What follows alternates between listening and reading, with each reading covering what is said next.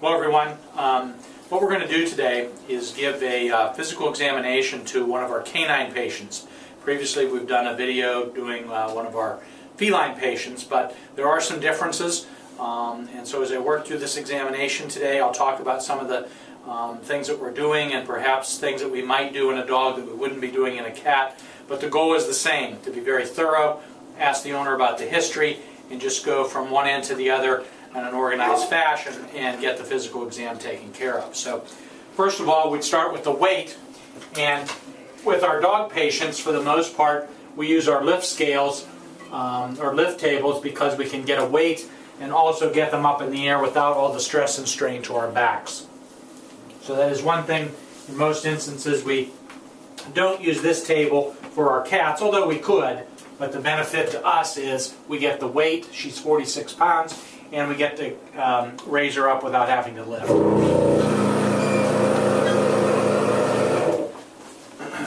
Most of the time on well visits for dogs, we will take the temperature. Obviously we'll take it if they're sick.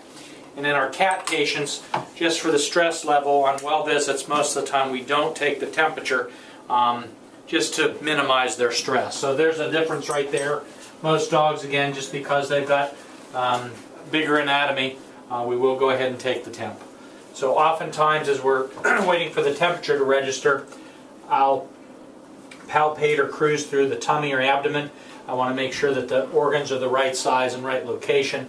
And again, as with our feline patients, I like to talk through the exam so that the pet owner knows what I'm doing and what I'm looking for.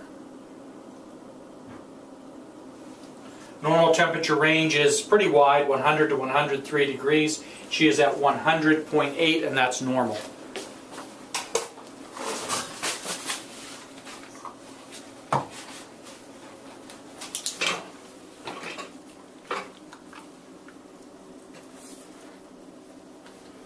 So again, to be thorough and organized, I usually will start at one end and go to the other, and always just kind of greet the patient, so to speak, or kind of get them used to me with my hands on them, give them some nice stroking here, starting with the ears, just kind of a quick overview, quick eyeball look, and then I'll grab my otoscope and take a look further down in. Again, most of the time I'm verbalizing this to the owner so they know what I'm looking for and what I'm checking for. These are nice, beautiful, clean ears.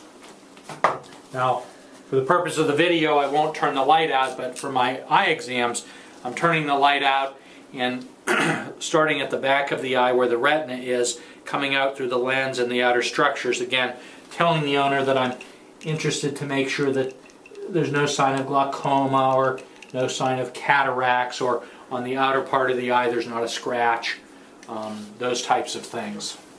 So again, both ears have been examined. I'm working over the second eye.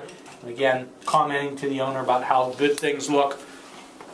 Oftentimes if I find something wrong, I'll wait till the end to tell the owner. I don't want to get them upset in the middle of the exam. And then all the normal things get kind of passed over and they focus all on just the problem at hand. So oftentimes if I find a problem or problems, I'll wait till the end and kind of summarize it. Beautiful teeth here, a little bit of tartar back here, not too bad. And that's a common tooth to have a lot of tartar buildup. The salivary duct opens right over top of that tooth. A lot of saliva is cascading over the tooth. And so that's a tooth that's going to get some tartar buildup. And ditto back here too.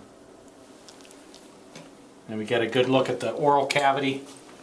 Then I move down to the legs and just kind of flex and extend. Comment about the name of the joint to the owners, shoulder, elbow, wrist, and just flex and extend just to make sure they're comfortable. There's no crunching or grinding or grating.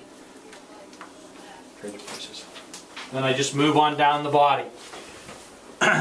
I've started recently commenting to owners that I'm also checking for lymph nodes. I've always done that, but lymph nodes are normal if you can't feel them.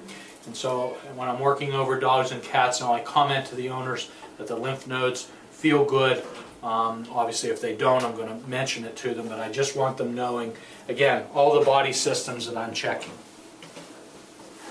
And also During the exam, I'm usually always just trying to get my hands on them, checking for lumps and bumps, making sure that we don't have any ticks.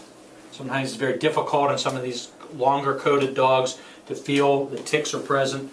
So that's where the owner's history or the owner's having checked them out before I came in helps out a lot. Hip, knee, and ankle in the back, again, same thing as with the front legs, just a lot of good flexion and extension, making sure they're comfortable, and again, talking through the exam with the owner so that they know exactly what I'm doing. Listen to the heart and lungs. I want to make sure there isn't a heart murmur. I want to make sure that the rate and rhythm are good, and then obviously that the lungs are clear. I check the pulse back here to make sure that the femoral pulse matches with the heartbeat.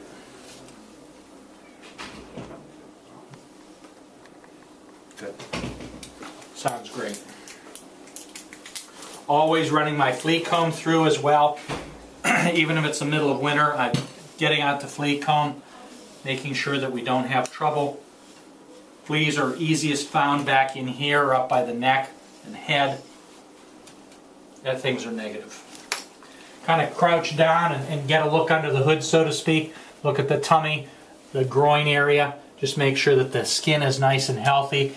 In the armpit and groin where there's a lot of friction, make sure that these areas don't have crusts and scabs or any sign that the dog's been licking. And then one thing, difference-wise, that I will do in most dogs, unless they're teeny tiny, I will do rectal exams. In the males, obviously, we're checking prostate, making sure that there are no rectal tumors. And in the female, they don't have prostates, obviously, but rectal tumors occasionally will crop up. And I'm always checking, making sure that everything's clear. This is also a good time to get a stool sample to check for intestinal parasites, and so I'm always collecting that too, and then commenting to the owner that, hey, we got a stool sample to check for these worms, if you will, or intestinal parasites, because that is something that can cause vomiting and diarrhea troubles or potentially be passed on to people. And she felt good in there, everything felt normal. The other thing that we'll do on our dog patients is once a year, we get a blood test called a blood parasite screen. It checks to make sure that the dog has remained negative for heartworm, which is carried by mosquitoes, but three other parts of the test check for tick-borne diseases, one of which is Lyme's disease and a couple other blood parasites that ticks carry. So we don't need too much blood. We just get a little sample from a vein in the front leg.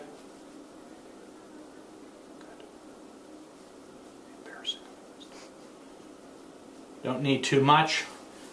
This test just takes 7 or 8 minutes, and most of the time we have this done before the owner leaves.